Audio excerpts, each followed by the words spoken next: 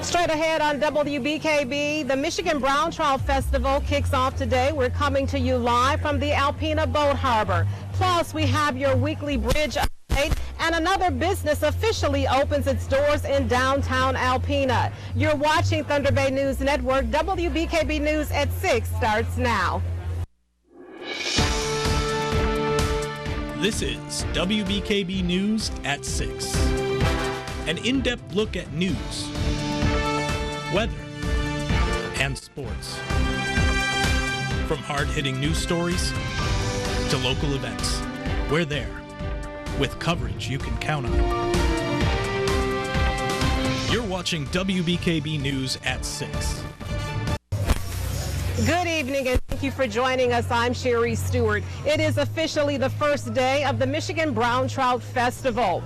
The bar inside of the Alpena Buick GMC small tent opened up at noon today, with the kickoff party started at 5 p.m. Fishing registration and live music are currently going on and will be all next week.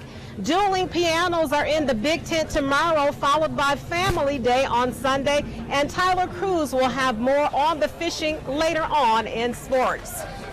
Well, you can get excited for more than just fishing this weekend. The nonprofit Friends Together has big musical plans tomorrow night, that is. Reporter Kent Davis has that story. Friends Together normally hosts the Dueling Piano Show in February. However, this year the act will grace the Brown Trout Festival at 7:30 p.m. on Saturday. The music group is composed of two men who play on opposite ends of a conjoined piano. Fundraising coordinator Shelly Gibbs says the experience is always a fun one. They know a variety of songs, like pretty much any song you can think of they can sing, and they take tips and they have crowd interaction, and they're funny and humorous, and they're just a really great time. Gibbs says the show is only possible thanks to a convenient opening in the Big Tent schedule. Guests can also take part in a bowling pin raffle with two $500 prizes.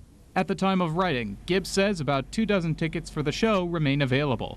You can pick one up by calling Friends Together on the phone or visiting their website. In Alpena, Kent Davis, WBKB News. Thanks for that, Kent. And now Ellie Morrison is here with the first check of our weather. Ellie. Sherry, we are seeing some high cloud cover that has rolled into the area this afternoon, but that's not stopping any of the fun for the opening evening of brown trout. Taking a look outside throughout northeast Michigan, we are seeing that high cloud cover that has rolled into the Lachine area, with some high cloud in that area. Also some cloud cover as we look at the webcam south of Glenny along M65. Going into this evening, we'll have temperatures dropping off to the lower 60s, pre-dawn lows heading down to the middle 50s. Morning temperatures will rise into the 60s and lower 70s tomorrow, and quite warm. We'll see the sunshine with afternoon highs getting close to 80 degrees. It's going to get even warmer on Sunday. You'll need the sunscreen all throughout the weekend. More on those warmer temperatures ahead are coming up later in the newscast. Thank you for that, Ellie. We look forward to seeing you a little bit later with the full weather. A reminder for voters with August elections. The Michigan Secretary of State says voters in 54 counties with elections on August 3rd should now return their absentee ballots in person or via drop box. Iosco County is among the northeast Michigan counties with elections in August. Registered voters can vote early with an absentee ballot at their clerk's office now through August 2nd, or at their polling place on Election Day, which is August 3rd. For more information, you can find this story on our website at WBKB11.com. Well, the Alpena Chamber of Commerce welcomed another business downtown Friday. The doors at Colburn Outfitters have been open for a short period, and today the Chamber officially cut the ribbon welcoming the downtown clothing store. The Chamber says they are happy to see downtown Alpena thriving. Downtown has become so vibrant. There's so many new stores, so many opportunities. It's fun to see all the people that are out and about downtown, shopping and just hanging out. It's really a great place to be.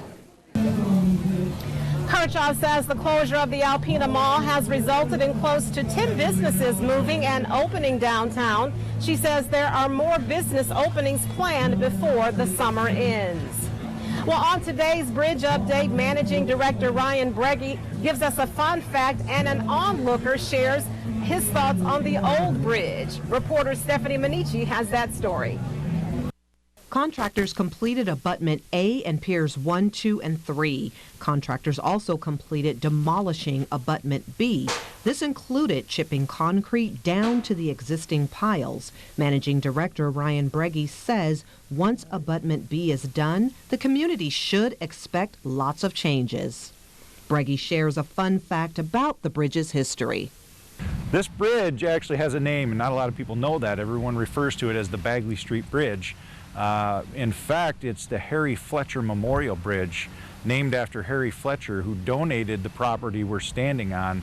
One onlooker reminisces on the previous bridge. I used to walk that bridge. It had a concrete base type of fencing all the way through, and you had to be careful going through there. Breggy also shares a construction coincidence. This bridge, the original bridge, was constructed in 1976. Another interesting fact is our current open to traffic date is November 14th. When it was constructed in 1976, it was open to traffic on November 8th. Merrill's already looking forward to the future. They all figure by the time Thanksgiving Day get around, well, the public will have something to be thankful for. In Alpena, Stephanie Manici, WBKB News. Thanks for that, Stephanie. Well, Rogers City residents can join in on a citywide cleanup Saturday.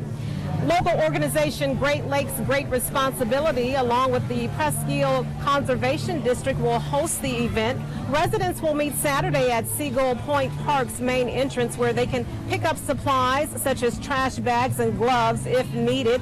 WBKB spoke with Great Lakes organizer Meg Schwartz, who says she's encouraging the community to clean up in places around town where litter is present. The cleanup is scheduled from 10 a.m. until noon, rain or shine. And for any fishing novices joining the tournament this year, we have a few safety tips. The National Park Service says you should always check your surroundings before you cast. You don't want to hook trees, bystanders, or power lines. To protect yourself, make sure to bring sunscreen, a hat, and sunglasses. These will protect your skin, keep you cool, and protect your vision, respectively. Polarized sunglasses can even reduce glare on the water to help you see fish. And finally, keep your tackle box nearby and away from walkways to prevent people from tripping. There is more news ahead for you here on WBKB. Coming up, nationwide worker shortages are making it difficult to fill even one of the most iconic summer jobs. We'll tell you more. And meteorologist Ellie Morrison will have your 7-day forecast next.